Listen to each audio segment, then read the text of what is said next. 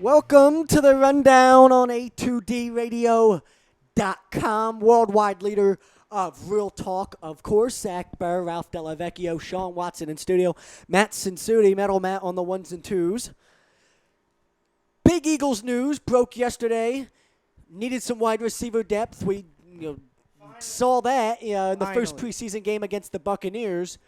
Ruben Randall looked terrible. Jordan Matthews didn't play. You saw how much Aguilar's a non-factor. Aguilar, Huff. I mean, we didn't have a receiver that looked good in that game. People would be like, if someone was just coming in there, they would just actually ask, who is this guy? Who's number 17? Yeah. We don't know who he is. I mean, he just gets no separation. How about this? Are you sure he's a first-round draft pick? He got compared to Jeremy Maclin coming out of USC. Would you stop and you haven't seen any of that. You're right. Seen any the size, of that. everything. Yeah. Not seen any of it. Looks closer to Mario Manningham. Terrible. Thank you. Yeah. Mario Manningham. Yo, I got some numbers. Ready for this? Oh, hold on. We'll get to your numbers in a minute, All okay? Right. We got to let the people know what we're talking about. And of course, the big news, obviously, is the Dorial Green Beckham trade. I guess you could say has the potential to be big news. And yes, pun was intended because there's obviously a lot of upside and potential. I love it. With Dorial Green Beckham. 6'5", 230, right? Same height as Calvin Johnson. 240. No, well, he was 237 at the combine, but he's lost some weight since then. He's at a healthier 225. He runs a 4.49. And he's at a healthier 225, 230 now.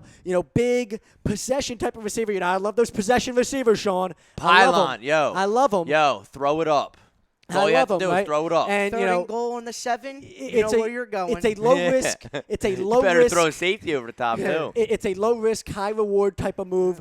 Trading Dennis Kelly, a crappy backup offensive lineman for him. It's basically, and we sat here and talked about it, it's basically trading a 7th-round draft pick for a second-round draft pick. It's as low risk and high reward as it can get. I love it. We're brought to you by BMW of Atlantic City. Easy to get to. Minutes off of exit 37 of the Parkway. If you've ever wanted the ultimate driving experience, it's closer than you think at BMW of Atlantic City. Go to www.bmwatlanticcity.com, located at 6037 on the Black Horse Pike in Egg Harbor Township. You can give them a call at 609-568-9200. The Olympics, of course, going on. We did talk about it, touch on it a little bit last week. We kind of stole some views and some a little bit of content reach. I knew the Olympics would be trending. I make it a main topic. All of a sudden, we get some extra viewers that come in wanting to talk about Michael Phelps and wanted to talk about the Olympics. But we want to get into it more in depth this week because we want to have a conversation, specifically two things. We want to have a Michael Phelps and Usain Bolt conversation. Who's the better Olympic champion? You know how I love Michael Phelps just as much as you do, Sean. Mm-hmm. I'll let you take the Michael Phelps side of it because an argument can be made for Usain Bolt as the better Olympic champion. Well, he was basically laughing at everybody. I'll tell you, when he turned his head and it's like, it's basically what he was looking at. It's so bigger than that. But he was so much faster than everybody that he's turned his head. That's and part of it. Laughing. That's part of the icon that comes with it. The popularity that comes with that. How he is likable because of that type of stuff. But there's more to it than that. So we'll get into that in a little bit. And also the Ryan Lochte situation. U.S. swimmer held up at gunpoint and robbed in Rio in a taxi with a swimming buddy of his. They were about to go to meet up with a Brazilian swimmer that they were going to, I guess, go hang out with for the night. They were with a taxi driver at a gas station, get held up at gunpoint by multiple men wearing police badges with guns. And I'm going to rip into the International Olympic Committee a little bit. And, hey, if you guys want to feel free to jump in and rip them with me. You don't want to say this for the pissed off round table? Well, we might tie it all in together, but we'll rip into them a little bit. I feel like they need to be ripped, okay? There's been enough going on with the scandals with the International Olympic Committee, with the Russia and the drug testing and the doping and all that, and how laid back, some of the rules have been on that. Ryan Lochte's mom becomes the first person to report this. The morning after it happened, she reports to the national media that my son, Ryan Lochte, called me last night, said that him and one of his swimming friends and the taxi cab driver, and we're going to start with this before we get into anything else, and I'll get your guys' opinions on it. But she says that he calls her saying that him, his swimming buddy, and the taxi cab driver got robbed at gunpoint by multiple men wearing police badges with guns. And they approached the three guys. They said, get on the ground, get on the expletive ground, The two men got on the ground. Ryan Lochte said, I'm not getting on the ground. We haven't done anything wrong. Why do I need to get on the ground? They put the gun to his forehead. They said, get on the effing ground. And he got on the ground. They took his wallet. They took jewelry. They robbed him. Obviously they didn't kill him, thank God, right? But they robbed him of everything. He calls his mom to report this to his mom. His mom reports it to the national media. It takes over 6 hours. Yeah. For it to finally be confirmed as true. Right. Because the International Olympic Committee initially tried to cover it up and say it didn't happen. Right. I have a theory on this, and I'll get you guys' opinion on this right after I give my theory. I've got a theory on it that the International Olympic Committee said, and looked at it and said, nobody got hurt. Nobody lost their lives. Nobody's injured. All it was is a robbery. Let's not make this a bigger deal than it needs to be. We don't want this story to overshadow what's been a great Olympics for the USA and all the medals that we've won. Let's not make it a big deal. 6 hours later, we finally get confirmation that, no, it did happen. Ryan Lochte then eventually spoke to the national media, gave his side of the story, and we find out that it actually happens. My question to you guys, is that not one of the biggest just scumbag things? Scumbag. That's on Roger Goodell level of scumbag moves as far as the head of an organization goes. I don't think the Olympics should be in Brazil no more.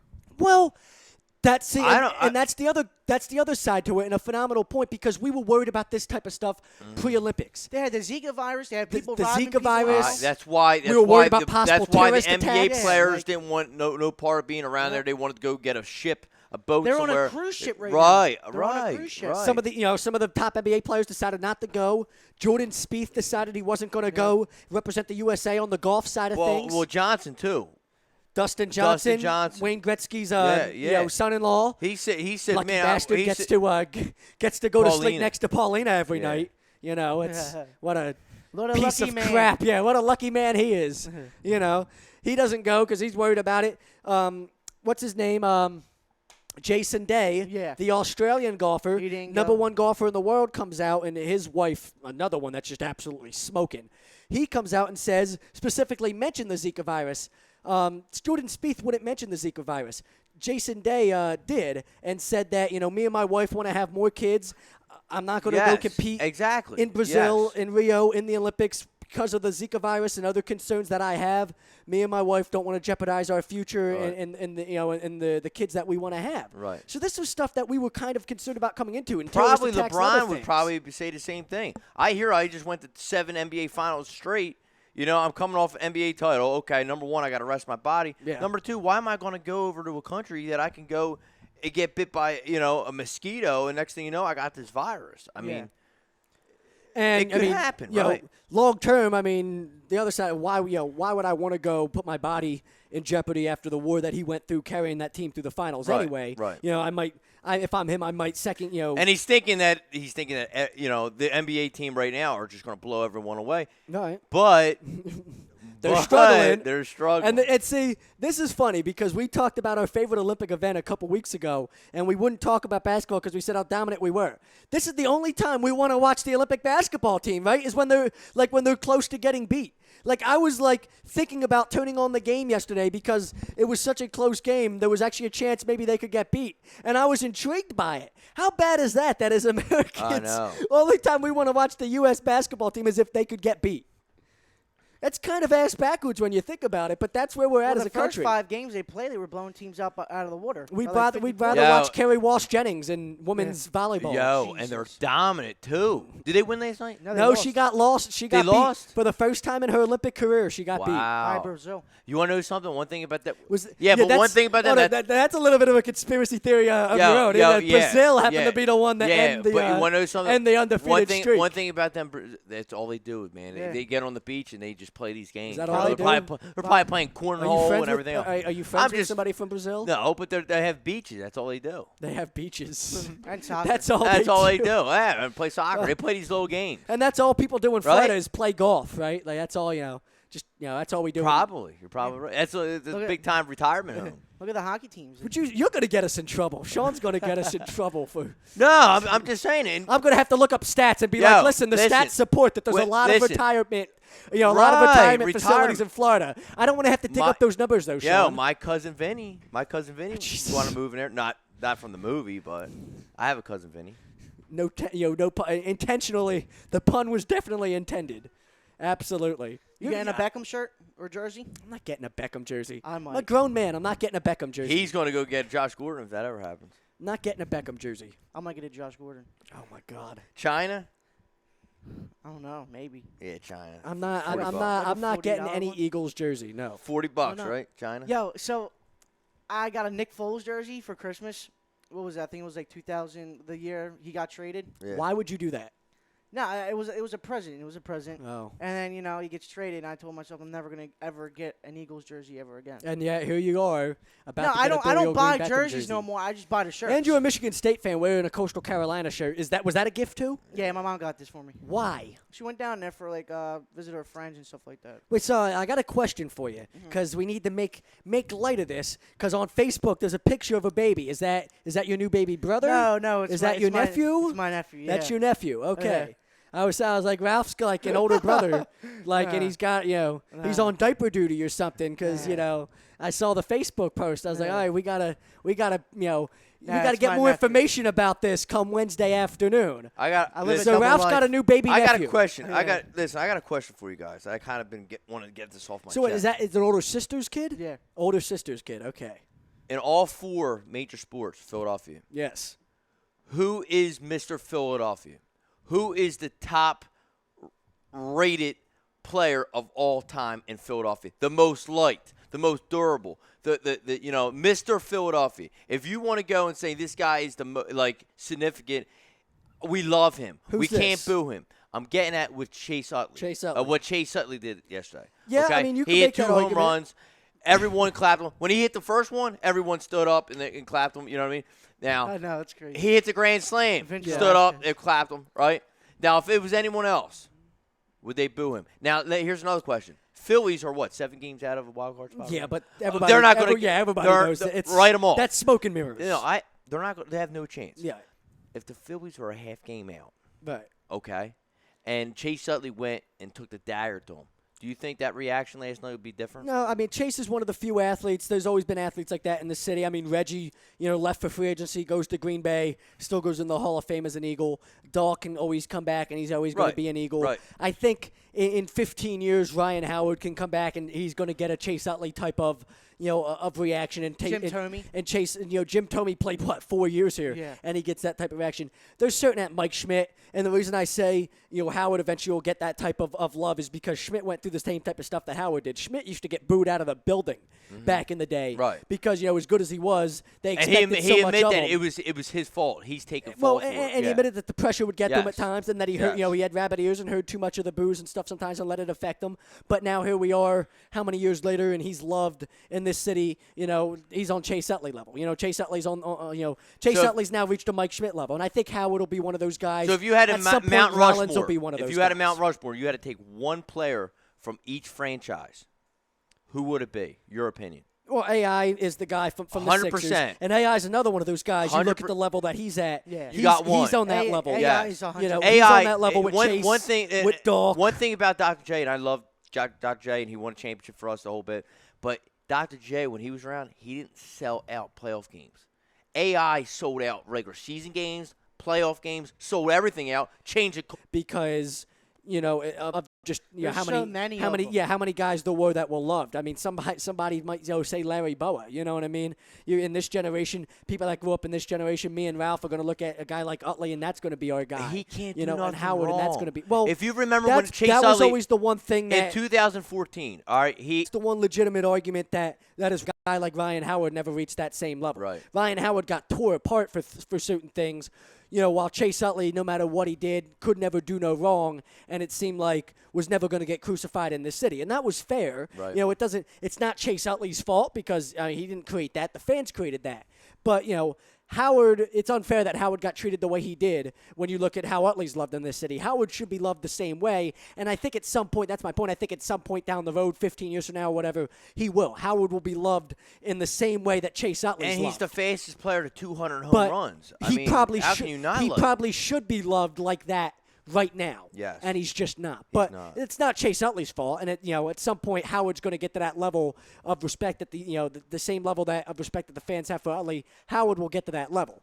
But it's just Utley's always been that guy to this fan base. Chase Utley's you know first what I mean? at bat was a home run. He's always been that guy to this fan base. Is a grand slam. Grand slam. Let's get it right. Yeah, at Veterans Stadium. First ever at bat is a grand slam. And it was actually, he hit it in a similar area to the one he hit last night, which is crazy. Yeah, it's insane. Yeah, he had a similar shot into the first couple rows in right field. Their first career hit the grand slam, Right. and the grand slam he hit last night. So, yeah. How many times in the first home run? I mean, how many times does he hit a home run to that area? It's like how many times you seen him hit? He has over 20 home runs this year, don't he? No, he hasn't played every 10. day. He's got 11. He's got 12. He's got 11 now. Yeah. He's got 11 now after, maybe he has 12 after the grand slam. Okay. Yeah, but yeah, I mean he hasn't played every day either. You know what I mean? He plays maybe 4 or 5 days a week. He gets a couple of days off a week. Yeah, he's on my bench. My fantasy team's too good that I can't even play him. He had 28 points last night. Yeah, well, that's what happens. You have 2 home runs and 7 RBIs. I know. Or 6 RBIs. I was a kind of 2-run bomb. I was a little nauseous for not playing him. We're going to get back to Eagles talk when we come back on A2DRadio.com. We want to discuss the trust level now, Howie Roseman and Doug Pederson, and this will be a good conversation. We talked a little bit about this before we went on the show. Yep. Does this Dorial Green Beckham trade change your trust level at all for Howie Roseman or Doug Pederson? We want to get into the Carson Wentz injury, the upcoming second preseason game. Hurt.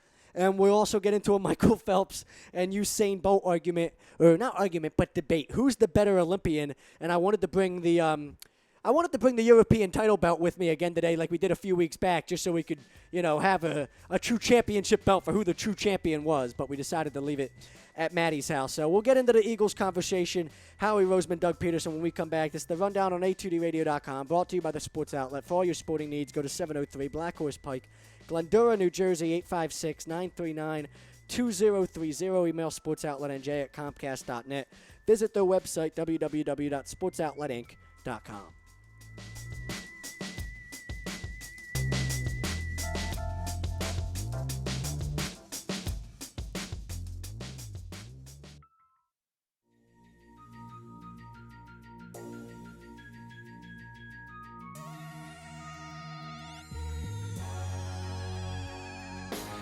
A2DRadio.com is sponsored by the Sports Outlet, located at 703 Black Horse Pike in Glendora, New Jersey, with over 40 years of customer experience giving the latest in uniforms and equipment to sports enthusiasts of baseball, softball, football, basketball, hockey, soccer, and much more. Give them a call at 856-939-2030 or send them an email at sportsoutletnj@comcast.net or visit their website at www.sportsoutletinc.com for all of your sporting needs.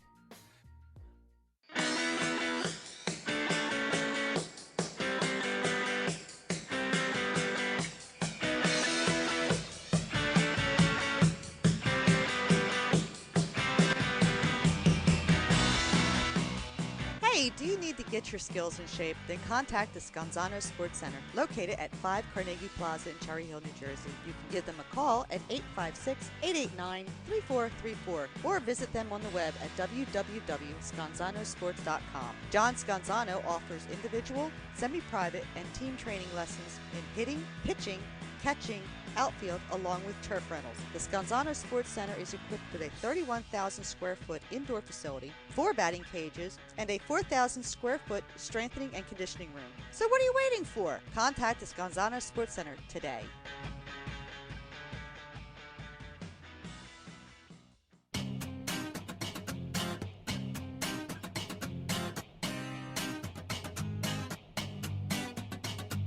A2DRadio.com is proudly sponsored by Gibson Mayer LLC Certified Public Accountants. Gibson Mayer, located in Yardley, PA, is a leading accounting and business consulting firm with a proven track record of handling critical issues with expertise across many different industries, including construction, distribution, hospitality, manufacturing, real estate, service trades, merchandising, professional services, and professional athletes.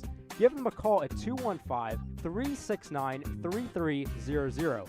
That's 215-369-3300. Your initial consultation is always free, and if you tell them that Tom and Mike from AM and the PM sent you, you'll receive 15% off all income tax services completed by February 15th.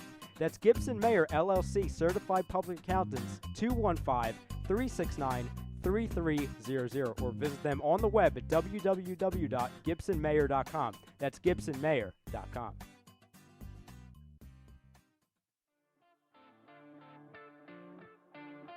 Hey, do you consider yourself the next Tiger Woods, Phil Mickelson, or Jordan Spieth? Well, head on out on November 5th at Valley Brook Country Club in Blackwood, New Jersey for A2DRadio.com's first ever Real Talk Invitational.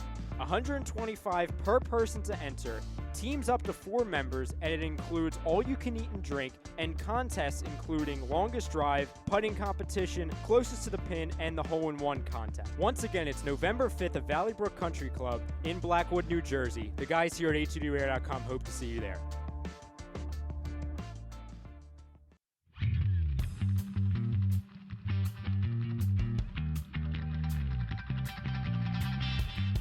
You're listening to The Rundown, only on A2DRadio.com.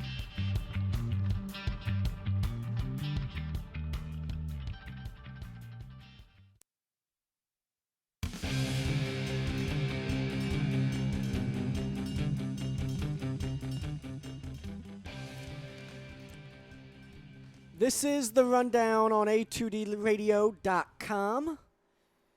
Talking Eagles, talking Dorial Green Beckham. Our Twitter question for the day, we have not gotten the Twitter poll out there yet.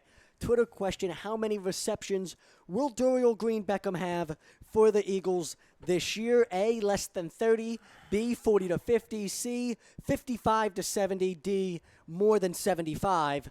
I think it's wishful thinking if you want to go with D. I think he gets A. I think he gets more than 75. That's wishful thinking. I say no to A. I say no to D. So it's somewhere in the middle. Yeah. Yeah. I think. Can I read you? Let me read you the stats real quick. This is Nelson Aguilar's stats from last year, and this is Beckham's stats. All right. What do you want me to go first? Want me to go Aguilar? Yeah, go ahead. Nelson Aguilar had 23 receptions for 283 yards, average of 12.3 yards. Quarterback was Shane Bradford. His longest was 53 yards, which, Ralph, that was the game that me and you were sitting next to each other when he was like, I don't know what he was like running back and forth, or I don't even know what he was doing. That was like the worst touchdown celebration in the history of the NFL. And he had one touchdown, which that was the touchdown. Okay? Now, Beckham. Zach Mettenberger as his quarterback. 32 receptions, already beat Aguilar. 549 yards, beat Aguilar. And 4 touchdowns, beat Aguilar. Now, what did Nelson – did he say that today with looking over his shoulder? I'm not worried about looking over my shoulder. No, I think that was yesterday. But they had it on record. I heard it today, so they had it on tape. But basically what he was getting at is, they were asking questions, are you basically, worried about your starting job now? He goes, no. He goes, he's going to make me better. Yeah, but let me ask you this. Yeah. Because in Nelson Aguilar's defense, does he really have to look over his shoulder? Even with Dorial Green Beckham here, he's probably got to be looking at it as I'm still the third receiver at the worst, All right, so even if you put Jordan Matthews and Dorial Green Beckham ahead of me, Josh Huff can't beat me, even as much as I might stink. Right now, Josh Huff stinks worse. I hate to tell you this. You know what I mean? Right now, Ruben Randall can't even catch a football. No, so as far as I'm concerned, Zach, by default, I agree with that. Nelson Aguilar is the third receiver. Who's out of all the receivers? Who's out? It's definitely Josh Huff, 100%. I'll take Ruben Randall right now over Josh Huff. That's where I'm getting at. Because Randall can at least run me a route. Yo, but I'm looking at it this. I'm looking at the whole big picture. Hell, give him some stick. Why don't I'm just saying. Okay, you're gonna wind up having Zach Ertz out there. You're gonna have to have Brent Selk on the line block. You have to. And you know how I feel about this. He has to be on the line as block. And we talked about this a lot last year with Chip, and I hope we do it more this year because the Kansas City Chiefs did a lot of it last year with Travis Kelce, their tight end. Yeah, Jason Kelce's brother. Doug Pederson obviously was there as an offensive coordinator. Seattle does it with Jimmy Graham. The Bengals do it with Tyler Eifert. And Tyler Eifert and Zach Ertz are, I mean, they're prototypes. I mean, they are identical. I would love to see us keep and Doug Pederson's talked about doing the two tight end type of look at times. I would love to see us keep Brent Selleck in on the line, in on the line of scrimmage where he can be an effective blocker. And then you throw Zach Ertz out in the slot. Let him be a receiver. Think about that. How are you going to cover all? You're going to cover Jordan Matthews, you're going to cover Dorial Beckham, and you're going to cover Zach Ertz? All of them are over 6'3". How are we going to cover all of them? Somebody's going to be open enough. Right. Somebody's going to be open where they can use their big body and their big frame to make a play. You know what's wrong with Nelson Aguilar? He can't get He separation stinks. off the line. He can't get a How much of a joke was it to compare him to Jeremy Maclin last year? That was They terrible. compared him to Jeremy Maclin coming out of the NFL draft. He looks nothing like Jeremy Maclin I'm going to now. let you in a little secret.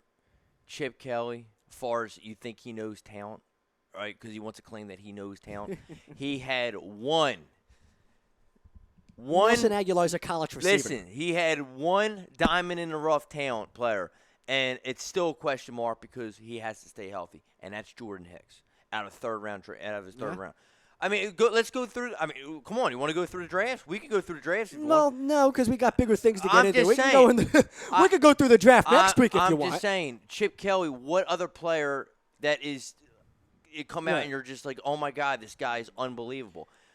Tell me about it. I mean, I think Jordan Matthews, especially for where he was taken in the second round, I mean, hell, he was taken later than Dorial Beckham was taken, and what he could still end up being. I mean, and what he is right now, he's still our best receiver, and we took him in the second round. So, I mean, Matthews has been a hit, but other than Matthews, far as the hands, though, I have to. I'm just saying. But you're still, but the complete wide receiver right now. But you even agreed with me. Matthews. But you even agreed with me on this that he dropped a lot of passes in the first half last year. That was really cleaned up in the second half. And you go and look at the numbers, he really did not have anywhere near the amount of drops in the second half he did in the first Jordan half. Matthews And he had played a broken hand. Right. He played with a broken hand in the first half. So I don't think the hands issue is as big of a deal as it could, as people want to try to make it out to be. He's still got the big body. He's still got the big frame, 6'3", 220 pounds, hard worker, smart kid, knows he gets the system. There's still a lot to be excited about. He worked very He works hard. He worked very hard on the offseason. And there's no reason to think that Matthews can't be a guy that could give you 100 catches and 1,200, 1,300 yards, 10 touchdowns within the next couple years. I think Zach Ertz this year, Zach Ertz winds up leading the Eagles in receptions. Well, I do. I disagree with, and this is why. It's hard for tight ends to lead teams in receptions, especially when you're in a system like this where we're going to have a lot of two tight end looks. Selleck's going to take receptions away from him. I think we'll have 60 to 70, maybe 80 catches. But when you look at, even look at like a guy like Tony Gonzalez, who in his prime was probably the best tight end in football. even he had 60 to 70 catches a year. You know what I mean? His best year, I think he had 100 catches maybe once. So but tight ends, they're going to put. You got to understand something. If they put him out in the slot, listen. For an example, we'll even use the Browns. You know who's going to be taking Jordan Matthews? Joe Hayden. Joe Hayden's going to be taking Jordan Matthews, and you think he's a shutdown? He's a shutdown, right?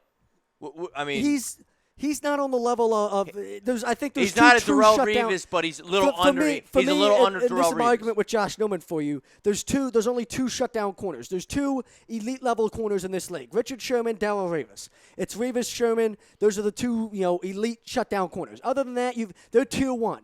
Then you've got a bunch of tier 2 cornerbacks, starting with Joe Hayden. And I think Josh Norman's in that tier 2 level. What about Patrick Joe Hayden? Peterson? Patrick Peterson's in that tier 2. He's not on the the Revis. He got burnt in that Carolina He's game, not on the Revis Sherman level yet. Every cornerback in the National Football League gets beat. Everybody. Yeah, but Revis and Sherman are the two most consistent. I don't think there's anybody in the league. I see Sherman get beat a lot. I don't think there's anybody in the league Sherman is that's on their level. A ball thrown his way almost every game. I see Sherman get beat a lot. Sherman doesn't. Sherman and well, Revis, he has Chancellor back there. Sherman and he Revis, has Earl Thomas back there. But you got to take that. Sherman and Revis are 1 and 2 in probably what is the most telling category as far as defensive backs go in the league, and that's how often you get targeted. How often the receiver that you're covering gets targeted. Revis and Sherman get thrown to and get thrown at less than any cornerback in football. So when you look at the numbers that they put up, the interceptions that they have, the turnovers that they cause, the pass defenses that they have, it's amazing that they are as high as they are in those numbers when you look at how little the ball comes their way. It's like every time the ball comes their way, they make a play on it. Yeah. You know what I mean? Like, that's how little they might get thrown to 3 times a the game. craziest thing with Richard Sherman And 2 is that times in that game, they're going to make a play on the ball. the craziest thing with Richard Sherman is that you think he's a first-round draft pick, but he's really what? He was a 6th-round Yeah. draft but pick. Who's better? I think he gets beat a lot though, bro. I saw him get Off toasted. off the I line did. of scrimmage, but he's 6'3" and a $195. Revis won't get beat off the line of scrimmages often, but Sherman has the ability with the long arms, his range. He's going to make up that ground like that, and he's got the leaping ability and athleticism and all that. That's why maybe you beat him off the line of scrimmage a little bit more than you'll beat Darrelle Revis, but you're still, when it comes to what happens when, what happens at the end of that route, because that's really all that mattered. Did the receiver make a play on the ball? Did he make the catch or did he not? Sherman more times than not is there to make sure the receiver didn't make a catch. He might get beat off the line. But that's not what he is. Last year, go look at the numbers. The numbers don't support that, though. Last year, I'm telling you, he got beat. Him and Revis were still 1 and 2 in the league. Well, we're not even arguing Revis. You know what I mean? Revis gets paid $20-something million a year, and he's on 1-year contracts. Yeah, but that's what I'm saying. Revis and Sherman were still 1 and 2 in the league last year. You know who was 3? And this is my argument for you. Norman was 3 in that category as far as least amount of targets. Yeah. So that's why I argue with you about, is he elite? Let me ask you a question. Yeah, he's elite, just not on that level. Why did they release the franchise tag off Josh Norman? What happened? Why did Carolina release the franchise tag off of Josh Norman? Because they had him franchise because tag. he wasn't going to come in the camp. He wasn't going to report the camp. And what's the point of you having a franchise tag on somebody that doesn't want to be there? You got a top 3 cornerback. Yeah, but what's the point? What's the point of having a franchise tag on somebody that doesn't want to be there and has pretty much made it clear I'm not going to show up? Because if you're Josh Norman, you don't need to show up. You could not play this whole year. Somebody will still give you a long-term deal next year. You got nothing for him though. You released him. Okay. Why? Because once why he's are you releasing? Okay, so you think if he's that good, you so you think they should have? Well, he would Sean Jackson. No, but he would be the only argument. Get where I'm getting at? He would be if the he's only that argument I make good, for then you. why do you just go and release? I mean, because he doesn't want to be there. Why do the Broncos do it? Shut down cornerbacks. Why did the Broncos let Brock Osweiler go? But listen, because he didn't want to be there. But shut down cornerbacks. We can just pick them up randomly. I mean, it's cool, You can't force somebody to play there where he doesn't want to be. He didn't want to be there. Sign and trade, Zach. Well, I'll agree with you there. That's the only other option they had. Because if he's that good, sign and trade. Okay, I'll agree with you. Do not just randomly just. But that's the Panthers' fault. That's not Josh Norman's fault. Go test the free agent market. Go ahead. But that's the Panthers' fault. And he wound up getting from Daniel Snyder because he's a fool. Well, Daniel Snyder likes to go and find all the big name guys. That's the other thing I argue with you about because Snyder's not the one making those calls anymore. That's Scott McLaughlin, the GM that's in there, who, according to people around football, they say he's one of the top talent executives in football. So I'll trust his talent. He thinks Norman is that guy. Now, I think where you're getting caught too much up in is the money. Is he worth $71 million? Well, no, but that's Richard Sherman and Darrelle Revis. Outstanding year. He had one Darrelle. Hold on. Outstanding year. Hold on. One. He had one Darrelle Revis type year. But the 3 years before that, you talk like he came out of nowhere. His 3 years before that, he was still a very good cornerback, and he got better each year, and then he exploded last year. We're going to look at his numbers this I've year. looked at his numbers. No, this year. I'm okay, well, that's fine. We can look at his numbers this year. This year, that's we're fine. going to go and sit back. But you get caught up. You get caught up in the price tag. They paid on that price tag because that was the only way they were going to get him over other teams. There was obviously other teams that were going to be competing for him. So that's the only reason they get him. They overpaid for him. Yeah, you're correct. They overpaid for him. But would you sign if you are? Would I give him that money right now? No. Listen. Yes. Listen. Stop. Listen. Josh Norman That's not where I'm getting getting off the at. line, too. I'm talking about how these teams are just releasing superstar players. If you're saying these guys, that is but so that's irrelevant dumb. right now. How is it irrelevant? Because we're not talking about that, and we don't need to talk about that. What I'm trying to tell you, if he's that good, if he's that football, all I'm trying to tell you, if he's that why good, didn't your boy Deshaun get signed and trade then? Why did we not just trade Deshaun? That was your boy Chip Kelly. Well, that's what I'm saying. That's the Panthers' fault. Chip Kelly. What's it have to do with Josh Norman? I'm saying, listen, I'm making a point. Chip Kelly's the one that has that nothing said, to do with how good first he is. of all, that guy Elliot Shorr-Parks wants to come out from NJ.com and say that he was affiliated with a gang or whatever. Well, when you're flashing clip signs on social media, I'm just saying. Do some research on this. You don't flash gang signs around unless you're a part of a gang. Gangs don't really take kindly to that. He came out and people get killed on the streets for that. He came out and reported that the Eagles took it and said, it's time to do away with this guy. Well, listen. Boom. See you later. Sean, you want the honest answer? Here's the honest answer. Chip didn't like Deshaun. That's the honest answer. He didn't like him. That's the honest answer. He didn't like Deshaun. But it's not about that. It was that simple. These guys, I'm not even talking about Deshaun Jackson. I'm talking about in general. If these guys so are that so good, there's a broken if system. these guys are, they should sign and trade more often, but they don't. Exactly, But Zach. they don't. That's where I'm But that has getting nothing at. to do with how if talented they're a guy that good, is. I'm getting something for them. Okay. I don't care if I'm getting a third-round draft But you're pick. acting like you're trying to use. It don't matter what I'm getting. But you're acting like I'm getting something. But you're acting for like them. you're trying to use that argument for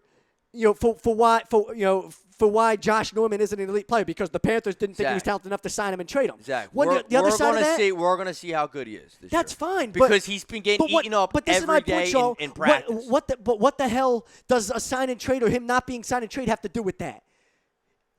There is no sign and trade to happen around the league. We don't see it happen. Maybe you're right, and it should happen more often, but it doesn't happen at that level. If you got an elite It player, doesn't. and you But sign here's him, the reason it you doesn't gotta happen. get him. Because if You you're gotta going to get do something that, for him. but here's the reason it doesn't Yeah. happen. Because if you're going to sign the guy and then trade him, the only way you can sign and trade him without it affecting your salary cap is if you sign him to no bonus money. Okay, if there's bonus money, that affects your cap. It's just like I it would know just how it like you goes. releasing him. It affects your cap if you trade him with all that bonus money. He's not going to agree to a deal with you to sign long term unless you're going to give him guaranteed money. Listen. So you can't sign and trade because now that hurts your cap number if you're going to give him guaranteed money and then trade him. So let me ask you Because the something. bonus number All right, affects your salary all right. cap. So that's what just makes say that I signed. complicated. Just say we'll use Dorial Revis. I even know Dorial Revis is a little older, but we should use him in his prime. If I had Dorial Revis in his prime, and you knew he was a lockdown, shutdown cornerback, okay, and I signed Dorial Revis for a 4-year, $60 million contract, we'll say, all right, $30 million guaranteed. All right, we'll use like the last collective bargaining agreement, okay. And I'm not feeling Dorial Revis out. I want teams to come in there, and I already put him on trade block. I let everyone know this guy is now on trade block. Okay, you're going to tell me that I'm not going to get something. Dude, the Patriots let him walk, and he goes right back to the Jets. The Patriots could have snapped he's signing 1-year deals now, Zach. Yeah, but he's not even signing long time because he's getting guaranteed money. But the money. Patriots could have snapped the franchise tag on him if they wanted to and did exactly what you're talking about and tried to make a sign and trade. But they didn't because it's not how it works. I understand what you're saying. You're saying, why wouldn't you do that if you're a team? It's smart because that's just not the way it works. When there's guaranteed money on the line here, that's not the way these teams are going to do business. We can use it to Sean Jackson. They had him under contract. Okay, for $50 million. Well, maybe in that situation what I'm now, saying, yeah, absolutely. There was no excuse for Deshaun. How come Potato Chip didn't go and say, let's go to the Oakland Raiders? He should have. It's mind-boggling that he didn't do that. He already had him signed to a 5-year. Do you see what my frustration is, though? No. Like, this is old news, though, Sean. $25 million right, contract. we all agree. With what, 20? So what's your point? My point is that we should do it? Yeah, we all know. What I'm saying is I'm using him as an example because they had him under a contract. We're wasting people's time by talking about this. Because it's irrelevant. It's crazy that if you're going to say that these guys are superstar players, get something for them, Zach. Right, and everybody agrees, Sean. We all know what you're saying, but it doesn't work that way. Right, you're right. If you were a team and you're smart and you got an elite player, sign them long-term and then trade them, sign and trade. But that's not what teams do. It's crazy. So, but you're wasting people's time by sitting here talking about this. I'm wasting people's time. All right. Like, you're right, but like it's not something that needs to be talked about, so it's a waste. You see what I'm saying? We could be sitting here talking about Carson Wentz, and you're talking about something that people already know. What do we want to talk about with Carson Wentz one? Well, we were talking about the injury, and it would have been a good conversation, but now we got to go to a commercial because you're wasting everybody's damn time. Okay, let's talk about Carson Wentz when we can't. Well, we got to wait till we come back. We'll talk about Carson Wentz. It's the Rundown on A2DRadio.com. Brought to you by Gibson Mayer LLC, certified public accountants, 301 Oxford Valley Road in Yardley, Pennsylvania. Call them at 215-369-3300.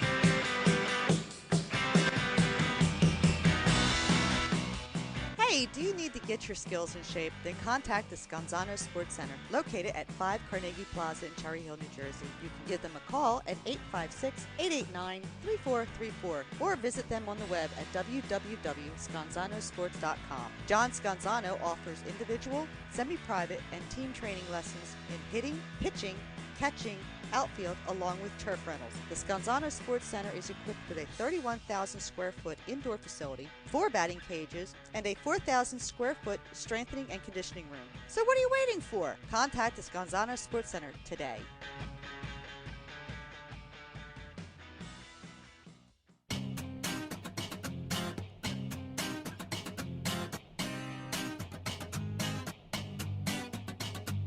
A2DRadio.com is proudly sponsored by Gibson Mayer LLC Certified Public Accountants. Gibson Mayer, located in Yardley, PA, is a leading accounting and business consulting firm with a proven track record of handling critical issues with expertise across many different industries, including construction, distribution, hospitality, manufacturing, real estate, service trades, merchandising, professional athletes.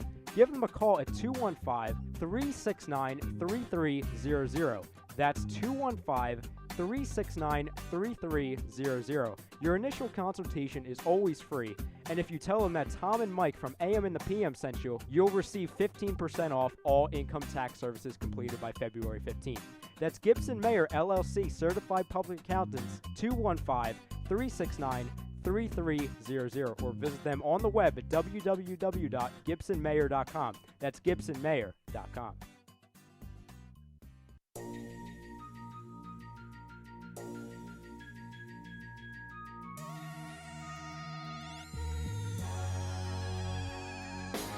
A2DRadio.com is sponsored by The Sports Outlet, located 703 Black Horse Pike in Glendora, New Jersey, with over 40 years of customer experience giving the latest in uniforms and equipment to sports enthusiasts of baseball, softball, football, basketball, hockey, soccer, and much more. Give them a call at 856-939-2030 or send them an email at sportsoutletnj@comcast.net or visit their website at www.sportsoutletinc.com for all of your sporting needs.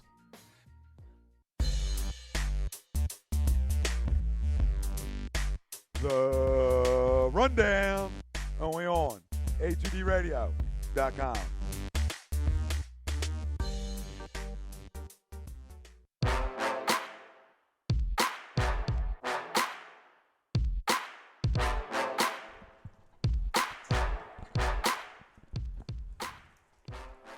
This is the Rundown on A2DRadio.com. Remember the Real Talk Invitational coming up in November 5th at the Valley Brook Country Club. Check out the tournament event on Facebook. Order tickets through our Facebook page at A2DRadio.com events. 200 Golfview Drive in Blackwood, New Jersey. That is the address for Valley Brook Country Club. Give them a call, 856-227-3171.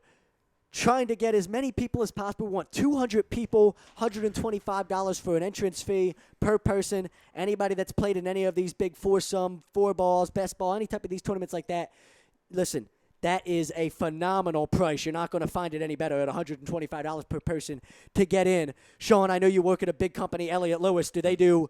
I'm sure they do There's golf a lot tournaments. of guys that like to. They do golf. Do they do golf events like this and stuff sometimes? I mean, we used company to, sponsored. Well, we used to have we used to have a softball team. We used to beat up on the DOA and certain teams around the airport. But then people, they have families and everything else, and people just started not going. But we had a good team. We're talking Eagles. We're actually going to try to not get sidetracked this time and get more into the Carson Wentz injury talk, as well as the trust level for Howie Roseman and Doug Pederson, whether this Dorial Green Beckham trade changes our trust level.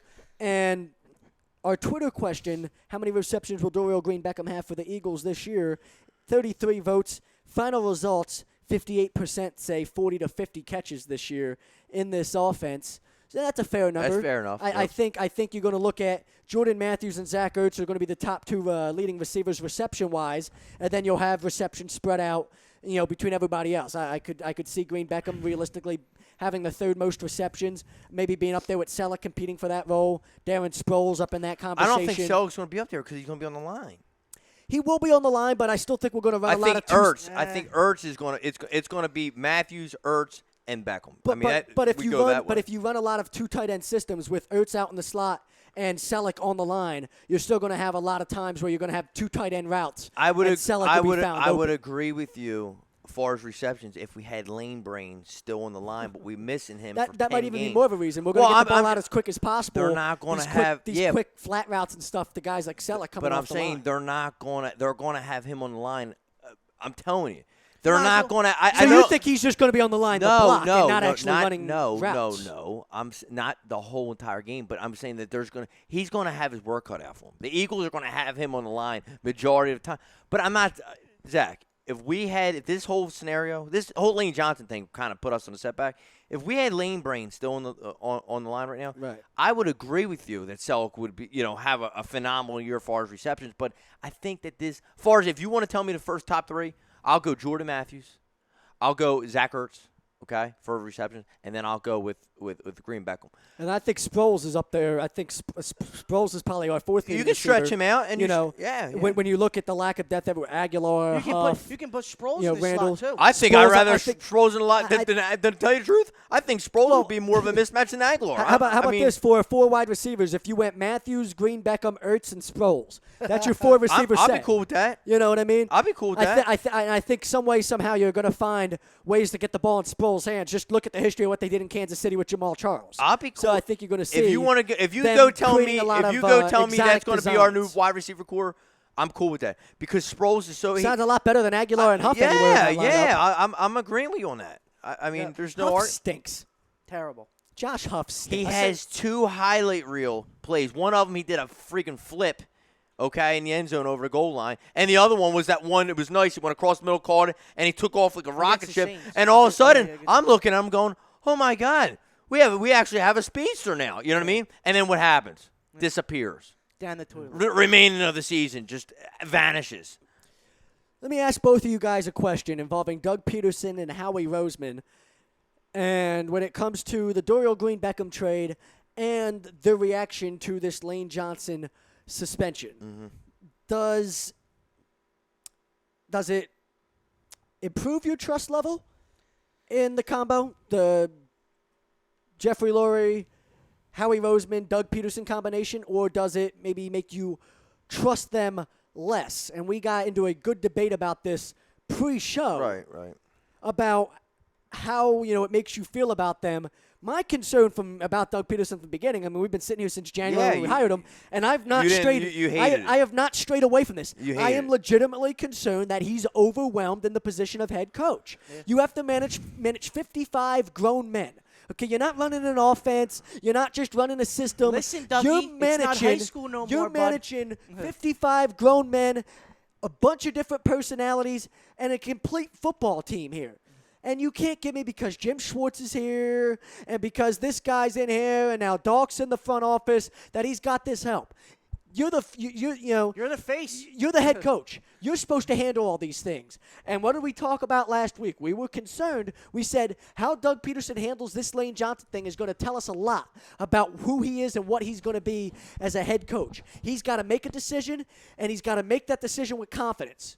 You talked about the press conference of Lane Johnson. I touched base on it. You saw zero confidence. And he didn't make a strict decision. Well, it changed my opinion. Not confident. It changed my opinion for what last week was because I liked how some of the approach that he was going with the hit and drills and all that stuff. And then I told you that as soon as the union came in, they saw that and they gave so he completely got snipped down and said, oh, no more hitting. And then all of a sudden this whole thing came out with Lane Brain Johnson. And then, they asked him the other day as far as, hey, Doug, did you talk to Lane Johnson yet? And he sighs. It was a 30-second pause. And he went, no, I haven't. And he started sighing, okay? If he came out and says, no, I have not spoken, we didn't touch base on that, we wouldn't be sitting here having this discussion right now, okay? But we're having this discussion because, like you touched base on, Zach, the trust, it's like he has to listen to the upstairs because he's the puppet. He has to listen to Mr. Lurie. He has to listen to Howie Roseman. He's turning into a Jason Garrett. Well, Jerry Jones. I don't know if he's quite as much as a puppet as Jason Garrett, but I think he is. I agree with it. He is a similar hiring to Jason Garrett. Why? Because Jason Garrett was the hand-picked puppet of Jerry Jones. He's going to be my head coach. because he's not going to, challenge. Backup quarterback, too. He's not going to challenge anything I do. He's going to be along for the ride. He's a yes man. He's going to be a Doug yes man Pederson to the is. system that I put in place. Right. Jeffrey Lurie wants Doug Pederson to be his head coach. He wants Pinpoints to be him the yes as man. the guy. Yeah. That's my puppet, my guy. He's going to be my Andy Reid, my Andy Reid clone. So I want him in here. So there are some similarities as far as how that hiring went about. He's going to be my guy, and we're going to put the system in place. Me and Howie will, and then Doug's not going to have any questions. Doug's just going to be along for the ride. You're so right. If he didn't sigh and just said no, I didn't talk to him. That's we him wouldn't be having this discussion. Well, listen. And the media would be like, okay, well, he didn't talk to him. And he hit us with the 30 minutes, 30 seconds. He didn't know what to say. I brought this up last week. I said, he's got multiple ways he can go about this. Right? He could be a hard ass and talk about, he's let the organization down and he's let the franchise down, and we put a lot of trust in him. Just like what you said with the Rex Ryan situation. Just like what you saw Rex Ryan do with Marcel Darius. Marcel Darius now facing a 4-game suspension for failing a marijuana test. Rex Ryan and the Bills organization comes out, releases a public statement today, says, we are highly disappointed in Marcel Darius. We put a lot of trust in him with the contract extension a year ago. He has betrayed that trust, and we like to give our players a lot of freedom and treat them like grown men, and he has betrayed that trust and let us down as an organization. We are extremely disappointed in him. Yeah. That's Rex Ryan's been known for being a player's coach, giving his players a lot of freedom. But what happens when something like this happens? When I give my players a lot of freedom and you mess up and you make a poor decision and you have a lapse of judgment, they come out and hold, and everybody's accountable. Right. People on this team are going to be accountable. Right. And I said, now, what did I tell you pre-show? Yeah. He could go about it the other way and be somebody like a Mike Tomlin. Yeah. Who, Mike Tomlin hasn't come out with Le'Veon Bell or Demetrius Bryant, whatever the hell Bryant's first name is. Martavius Bryant, Demetrius, Martavius Bryant. He hasn't come out with Bryant and said, they've really let the organization down. We were expecting him to have a big role in this offense this year. We're disappointed. He's let us down. This and that. Mike Tomlin doesn't do that. Mike Tomlin instead comes out very confident, very upbeat, and says, listen, we've got 55 men on this football team. Even with Le'Veon Bell, right? Right. With There's a star running back right there. And Mike Tomlin comes in and says, we've got 55 guys on this football team. Right. We're going to take the next man up philosophy. We're going to plug somebody in there. We're going to coach them up, and we're going to compete to win football games. There's more than, one person on this football team. And that's the difference between a great coach we're going to plug them in. Coach. We're going to be just fine. Mike Tomlin comes out, instead of throwing a player under the bus, he says something along those lines, right? We'll plug somebody in. We trust our depth. We trust our backups, and we're going to win football games. Right. But Doug didn't do either one. And he's done it. Took the high road. And keep in mind, he's done it. Stuttering. One thing you got to say about, and I love about Mike Tomlin, is he did it as soon as he came into the league. Right away. He was a head coach. He won, 2 Super Bowls? Yeah. No, he's won one, been to another. Right, right. He went to 2 Super Bowls. Right.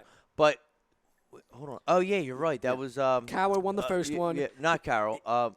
Bill Cowher. Bill Cowher. Bill Cowher won the first one. Then which I still think he's going to get a New York Football Giants job. I really do. I truly think that. Really? Dude, his I think it's his.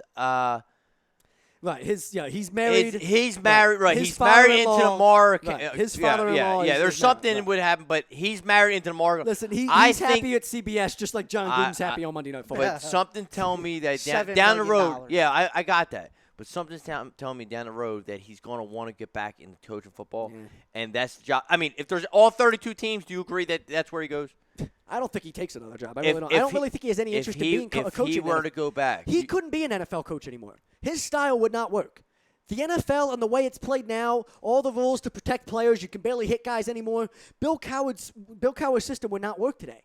He's too aggressive and too physical, and what he demands from his football team and how he wants you to play the game, it wouldn't work today. Yeah. And he would be too frustrated to try to be a coach in this league because he would not like the current guidelines, the current rules, the current way the NFL works the NFL with their is hitting soft. rules. And I've been saying this since day one. To Bill Cowher, the NFL is soft. Yeah. He would not like the current And I've been rules saying this of since what's day in the one. NFL. If Brian Dawkins and Ray Lewis were still in this league, they would be getting fined every Brian single Dawkins would get fined every week. Absolutely. Absolutely. Get fined every single week. Every single week. I can name a lot of players that would get fined every week. Oh, yeah. You got Andre Waters. Yeah. Okay, they called him Andre Dirty Waters for a reason because he used to Came over just across, clothesline people across the middle. All right, Clyde the Glide Simmons. Yeah. I mean, you just had these guys that the old Eagles defense. Just Seth everybody, Joyner. everybody, Seth Joyner everybody was on a, that whole Eagles defense. At was the just, 85 Bears Ronnie played, Lott. Yeah.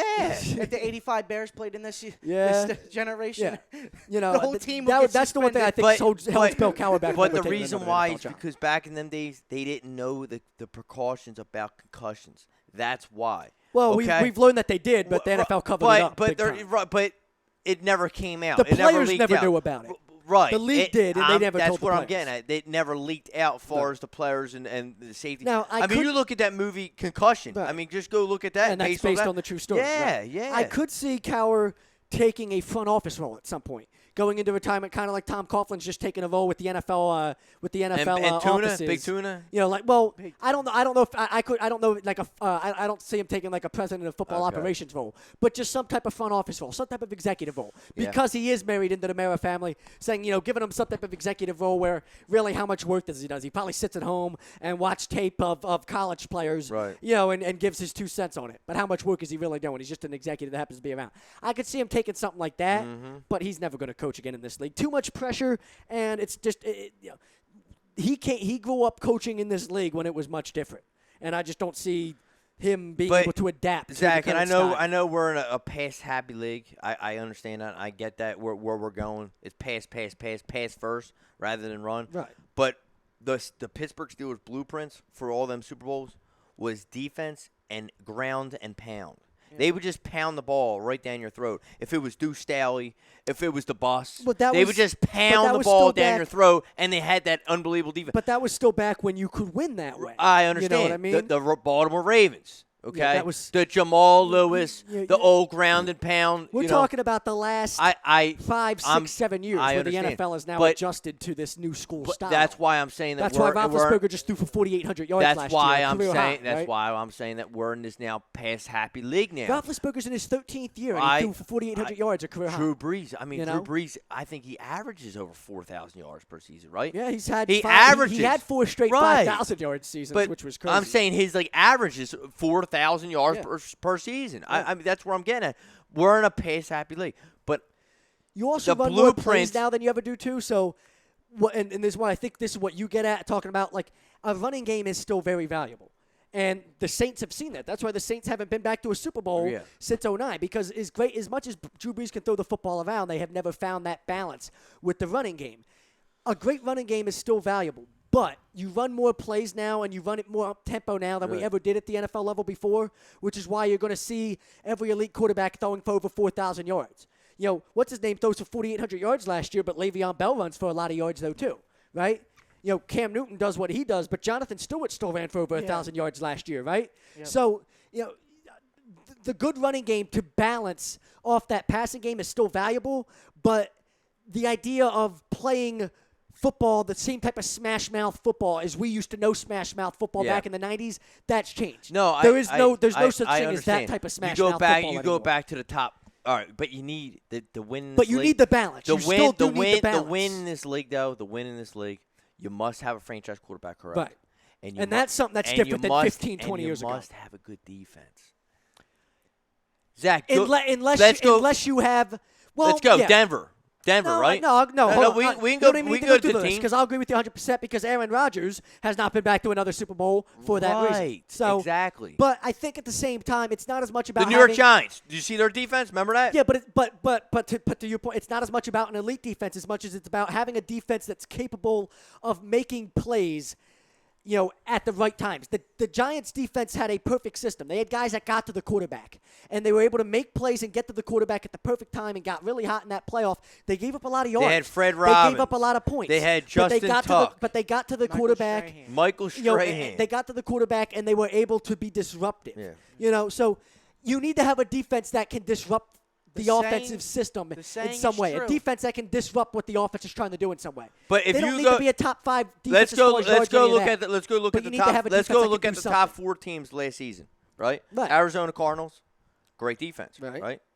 New England Patriots, Well, see, New England, I feel like New England doesn't ever have an elite defense, but New England always has a good enough defense. Good. They always have a defense that's good enough to make plays. But they're still top. And make enough plays for their offense to be able to win games for them. Which is what you need in today's NFL. Denver Broncos. Well, Denver was an example.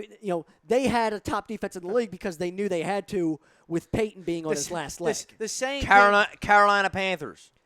That's where I'm getting at. The Seattle Seahawks are another one. I can just keep going on and on about the best defense. The Panthers, why the Panthers got to the Super Bowl had to do with how explosive and dynamic their offense was. Now, the Panthers, to my point of having a few different things, they have Luke Kuechly, the best sideline to sideline linebacker in the NFL. Nobody covers sideline to sideline better than Luke Kuechly. They had Josh Norman, somebody they could send send 8 guys at the quarterback, rush the quarterback, play man to man, and be able to trust Josh Norman to shut down the other team's best receiver.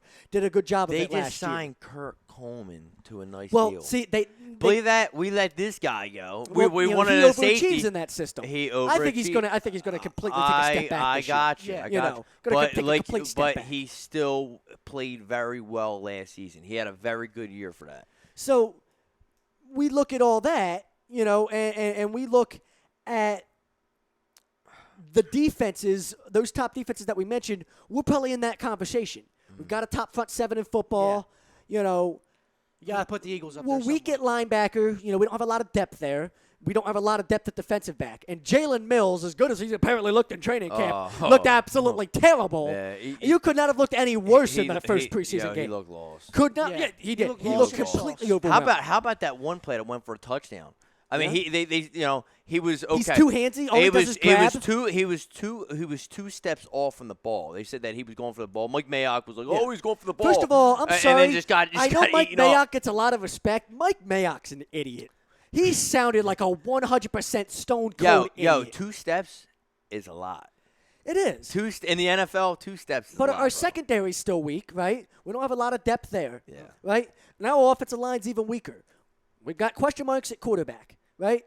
So we look at this team. We looked at the schedule. It's a tough schedule. Me and you agree we think we win 7 games tops. I'm saying you hope. You said we got to hope to win 7 games. Hope it could blow up. Because if you go 4-12, and then you're going to give this team that just traded the number 2 overall pick, you're going to give them 2 top 5 draft picks in Philadelphia. So what's that say about your trust level for Howie? Listen for what I'm Jeffrey saying Lurie, to you. and for Doug Pederson. 2 top 5 in your city next season. Okay, so what do they do? What do they do if this completely blows up? We lose. We go 5-11 or 6-10 this year. What do Doug Pederson and Howie Roseman and Jeffrey Lurie do next year? How do they defend that? How do they defend it? Well, Doug, have you talked we to were Andy rebuilding Reid it. Yet? No. What would Andy do? And my cousin, Deshaun Watson. Oh Jesus! And Chad Kelly. Is that your boy? That's my boy, Chad Kelly. Yeah. Jim Kelly's nephew. Been to jail. Who was your boy? Around the block. Who was your boy? He likes Jim Kelly too, but no. I'm trying to think who your boy was. You were very high on him. This is how much talent Chad Kelly has. Oh, Laquan Treadwell. No, quarterback. Quarterback. Oh, he liked Connor Cook. Connor Cook. Yeah. Connor Cook. This is how much talent Chad Kelly has. He got arrested when he was like 17 for a bar fight in Buffalo, and got spent 2 nights in a jail cell. Yeah. And is still talented enough. Yeah. Where Ole Miss was like, yeah, we don't care that you went to jail for a bar fight when you were 18. Here's a scholarship to come play in the SEC. Actually, before that, he was at Clemson and got dismissed from Clemson's football program. Ends up at community college, and Hugh Freeze and Ole Miss is like, yeah, we don't care that you were in jail. We don't care that you got dismissed from Clemson. Here's a scholarship to come play in the toughest conference in all of college football. And he balled out. And he balls out. This is how much talent this kid has. That's a kid that can play in Philly. We thought, does he have tough? Do these athletes you got to have tough skin to play in Philly? You got to not have rabbit. You got to not let the negative stuff that's going to go on with this fan base affect you. This is a kid that's been to jail. He don't care what the hell you say about him. The thing about Philadelphia is this, Zach, is if you know and you're giving 110%. I'll give you an example. We'll go back with the Chase Utley. Okay, Chase Utley. Every time he hits a home run, he does the same trot around the base that he does from day one. Everyone loves that. How can you not like that? That's just an example. We'll get more into Chase Utley on the other side of the break, and we'll get into this Michael Phelps, Usain Bolt argument. Final break here on the Rundown on A2DRadio.com. We're brought to you by Liberty Event Reynolds. 267-314-7368. Go to 2154 East Cambria Street in Philly. Go to the website, libertyeventreynolds.com, for all your party needs. That's Liberty Event Reynolds, 267-314-7368.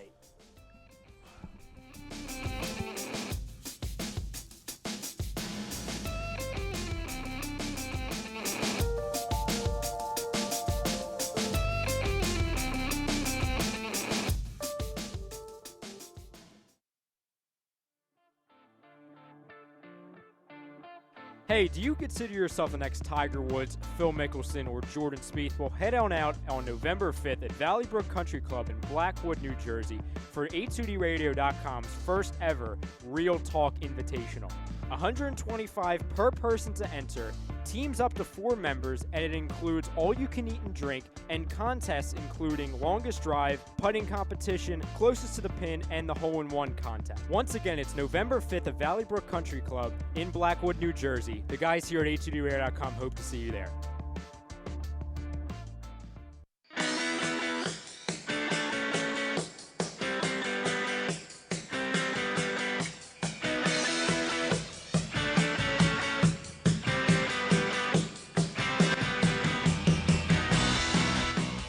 Hey, do you need to get your skills in shape? Then contact the Scanzano Sports Center, located at 5 Carnegie Plaza in Cherry Hill, New Jersey. You can give them a call at 856-889-3434 or visit them on the web at www.scanzanosports.com. John Scanzano offers individual, semi-private, and team training lessons in hitting, pitching, catching, outfield, along with turf rentals. The Scanzano Sports Center is equipped with a 31,000 square foot indoor facility, 4 batting cages, and a 4,000 square foot strengthening and conditioning room. So what are you waiting for? Contact the Scanzano Sports Center today.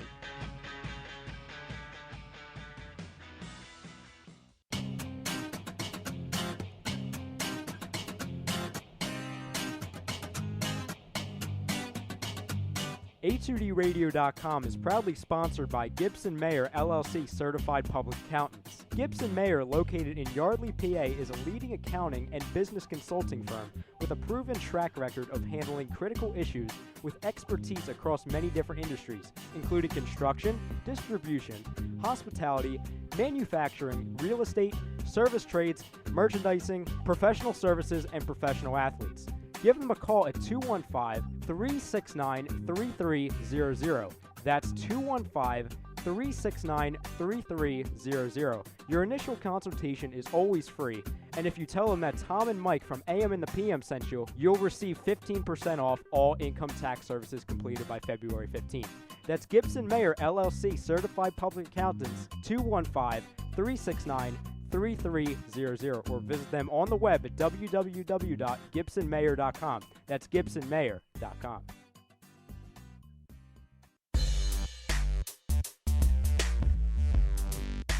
The Rundown, only on A2DRadio.com.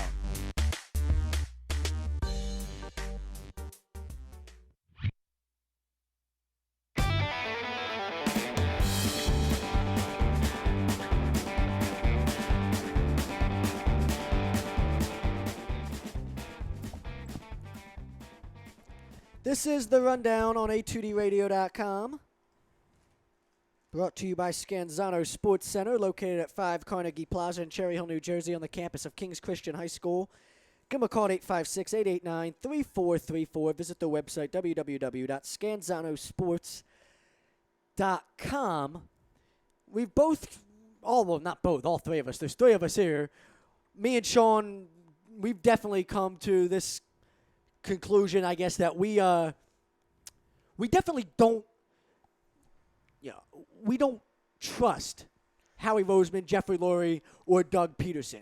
Maybe we don't think it's going to be an absolute disaster, but we haven't seen enough to trust that Doug Pederson knows what he's doing in his role, that he's not overwhelmed. He doesn't know what he's doing. That it's not too much for him. Do you agree that Jeffrey Lurie is trying to do more than just be the owner of the Philadelphia Eagles? Yeah, and that scares me. That's where I'm getting. That scares me. And you feel that way heavily. Yeah. And now that I'm looking at the facts even more. Every week I'm inch that he's kind of. It's not that he's Jerry Jones, but he wants to do more to being, okay. I don't know I don't know what confidence level that I have in a coach. So I'm going to take this guy, and I want to go back to the good old days when I had Andy. But I don't have Andy, but I have Andy's little puppet. So I think I can control Andy's little puppet, and I think I can kind of finagle my way into running the ship. I think that's the way I'm going right now with Jeffrey Lurie. Well, and that might be a really good read. That could be a good read. But if that's the case, well, that plays to my point of not trusting him. It makes it hard for me to trust an owner that wants to be hands-on that does not have a football background. If John Elway wants to be hands-on, I agree. Yeah. Good for you. Be hands-on. You're a Hall of Famer. Yeah. This guy's a billion. You know what I mean? This guy's a billionaire that had a big time investment. This guy was a trust fund baby. Right. A trust fund child. His daddy's rich. He grows up with a trust fund. Isn't he don't he do movies too, like Hollywood or something I don't. like that? I heard don't something know like exactly, that. But he's a trust fund baby. Got a lot of money, enough money to go buy the Eagles. From okay, L.A. Good for you. With no football background, I want nothing to do with my owner with zero football background being hands-on. I want him to be Robert Kraft. I want him to put the right people in the right positions to make the right football decisions. And you hit it on the head. Just trust him and leave it that's why like the that. Cowboys are never, ever. And that's why the Cowboys won't ever get back to the level they were in the 90s. But at least in Jerry Jones's defense, he's got more of a football acumen than Jeffrey Lurie. I don't know if you guys know this about Jerry Jones. He played college football with Jimmy Johnson at the University of Arkansas way back in the day. So, I mean, and then he became rich as an oil tycoon and all that. But this is a guy that played college football. So he came into the league as an owner. He has an act for he came into the league as an owner and was like, I'm going to be the general manager. And, okay, you played college football in the SEC. Okay, at least there's something there. Right. I look at somebody, like Jeffrey Lurie. I want nothing to do with him being hands-on. He never done nothing about anything about football. You put football people in place to make football decisions because that's what they do. Right. Brian Dawkins would be better off making the football decisions over Jeffrey Lurie. I'd rather have Brian Dawkins as the head coach than Doug Pederson. I'd rather have Jim Schwartz as the head coach, I'll harp on this all year long. Why Jim Schwartz was not interviewed, I don't know. I have no idea. He might wind up being the head coach. If Doug Pederson gets overwhelmed and we get off to a bad enough start. All bets aside, dude. And Zach had a good point. Jim Schwartz could be the head coach and the defensive coordinator. And Doug Pederson could run the offense. I understand. I got that. But you could be right. Down the road, you might see that happen. Yeah. If Doug Pederson, a damaged Doug Pederson falls straight on his face, you might see this happen. If he doesn't get off to a good enough start, or say it's a really weak first year, and he goes, he's, and Jeffrey Lurie's walking out of the press box again. And he's 4-11 by going into the final game. You never know. He might get the heave-ho, and Jim Schwartz becomes the coach. Carson Wentz better be playing by week 5. Well, that's definitely. I think that's not going to happen anymore. Something, Zach. Because of the smoke and mirrors that happens to be this rib injury. Do you know this? Think about this, fellas. All right. The Eagles made the move, went down number 2. They wound up drafting the quarterback. Right. All of a sudden, 2 weeks later, what happened? Oh, by the way, guys, we're going to now have the draft next year in Philadelphia. It's like the NFL set that up. Do you get what I'm saying? Yeah. We didn't know who was going to be in Philadelphia at the draft. But 2 weeks later, all of a sudden, we're it's like they want to harp on the past. past. Yeah. But we could have stayed at 8 or even at 13. Had multiple first-round picks, rolled with Sam Bradford, could have drafted Vernon Hargreaves, who looked damn good against us for the Buccaneers. Could have drafted Vernon Hargreaves at 13. Could have also had another first-round pick and gotten more talent to add more depth to this team. And instead, we had to give all of it up, get rid of a first-round pick for next year, or to go up and get the guy who's not even going to be playing now for the first 6 weeks of the year. And you're saying if you were bad this year, if you did your scenario, listen, if he did his scenario and we were bad this year, just say 4-12 and it was a disaster. I get Chad Kelly next year. Or you go with Deshaun Watson. Yeah, Deshaun Watson. Whatever you want. If you're or Brad Kaya could sneak into this kid from University of Miami might sneak into the picture. Howie Roseman is the biggest hypocrite in the Philadelphia Eagles organization. Why? Well, Chip Kelly can't go out and get his future quarterback. Can't go out and get his quarterback. That's true. Chip Kelly. Seriously though, Chip Kelly. This is the most fired up I've heard Ralph. He's gonna trade. Ever. No, and we've got to go. No, because I'm gonna back up Chip Kelly. Chip Kelly. Well, write about it. Write a blurb. This could be a trend writing. We need to see a blurb from you by the end of the night. Real quick, Michael Phelps, I love him just as much as you do, Sean, but Usain Bolt is the better Olympic champion. Oh. Why? Because Usain Bolt has 8 Olympic events, won 8 Olympic gold medals. There's a lot more swimming events than there has been sprinting events. Michael Phelps has got 23 gold medals in 30 tries. Usain Bolt is perfect. 28 total medals, right? But Usain Bolt's perfect. 8 gold medals and 8 tries. Geez. Can't beat perfection. This has been the Rundown on A2DRadio.com. Philly Sports Fix is coming up next. Tom and Mike AM in the PM later tonight. Take care, everybody.